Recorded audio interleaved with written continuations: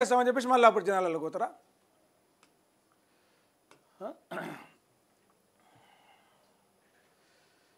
Jumping ఎమ్మెల్యేలకు supreme court జలక్ 10 స్థానాల్లో ఉప ఎన్నికలు తప్పవా? దీనికి సంబంధించి రాష్ట్రంలో 10 మంది టీఆర్ఎస్ పార్టీలో గెలిచి కాంగ్రెస్ పార్టీలోకి పోయారు. కారు పార్టీలో గెలిచి చెయ్యి పార్టీలోకి పోయారు ఎన్నికల తర్వాత, గెలిచిన తర్వాత. సో వాళ్ళకి సంబంధించి వాళ్ళ మీద చర్యలు తీసుకోవాలని చెప్పేసి బీఆర్ఎస్ చాలా మొదటి నుంచి చాలా పట్టుబట్టింది. వాళ్ళని ఎక్కడ దొరికితే అక్కడ గౌరవ చేయడం, వాళ్ళకి నిరసనగా వ్యక్తం చేయడం బీఆర్ఎస్ పార్టీ కార్యకర్తలనే మనం నిత్యం చూస్తూనే ఉన్నాం వార్తలలో. సో మొదటగా ముందెళ్ళిన ముగ్గురు ఎమ్మెల్యేలను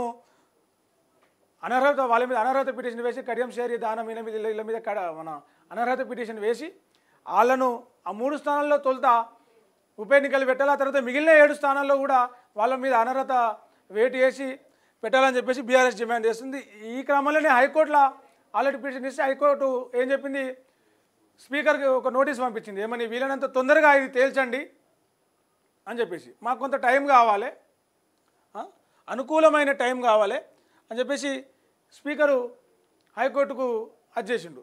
మళ్ళీ వాళ్ళు అక్కడ ఆగకుండా సుప్రీంకోర్టులో పిటిషన్ వేసారు బీఆర్ఎస్ పార్టీకి సంబంధించి పాడి Kaushik Reddy, Huzurabad MLA.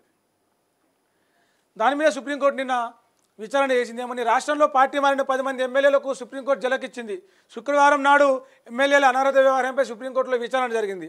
BRS MLA పాడి కౌశిక్ రెడ్డి దాఖలు చేసిన పిటిషన్పై justice B R Gavai, justice George మైస్లతో కూడిన ధర్మాసనం విచారణ జరిపింది. హైకోర్టు 4 నెలల్లో ఎమ్మెల్యేలపై నిర్ణయం తీసుకోవాలని గత ఏడాది మార్చిలో చెప్పిన, మళ్ళీ మార్చి ఇంకో నెల అయితే మళ్ళీ మార్చి వస్తుంది. ఇలా ఫిబ్రవరి 1 తారీఖు 28 రోజులు గడిచిపోతే మార్చి వస్తుంది, సంవత్సరం అవుతుంది.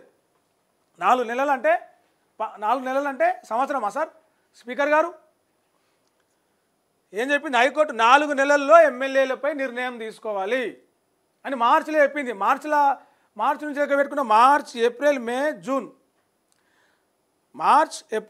జూన్ 4 నెలలలో, అంటే సరే ఇంకొక నెల మార్చి తీసేయి, ఏప్రిల్, మే, జూన్, జూలై నెల వరకల్లా ఈ ఎమ్మెల్యేలను ఏం చేస్తున్నారు, మీరు అనర్హత వేస్తున్నారా లేకపోతే మీరు స్వీకరిస్తున్నారా అనేది తేల్చాలని చెప్పేసి హైకోర్టు చెప్పింది.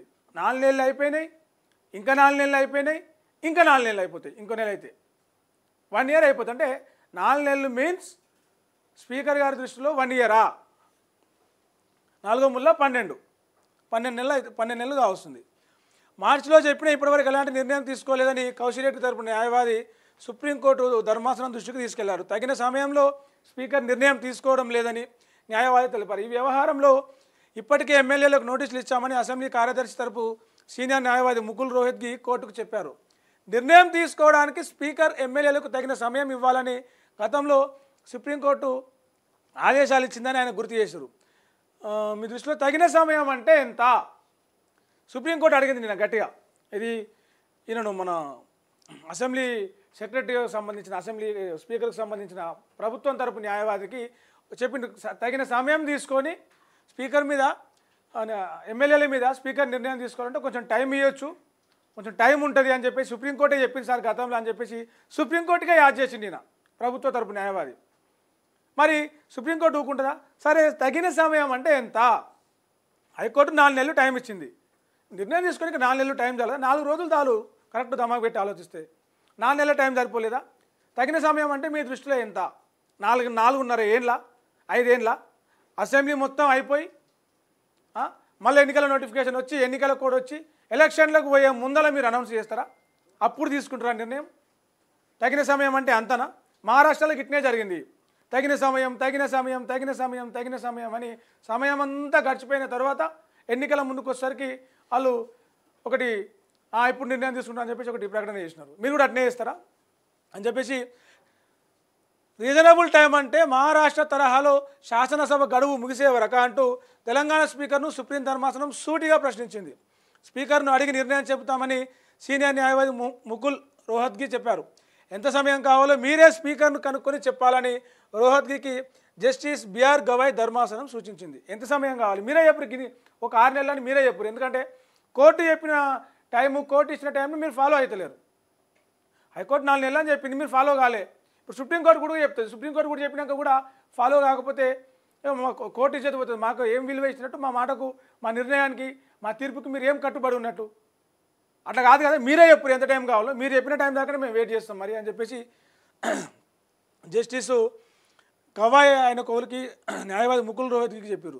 తదుపరి విచారణ దీనికి సంబంధించిన అంటే ఈ వారం రోజులు టైం ఇచ్చింది. నెక్స్ట్ వీక్కి ఈ ఎమ్మెల్యేల అనర్హత కేసు వాయిదా వేసింది.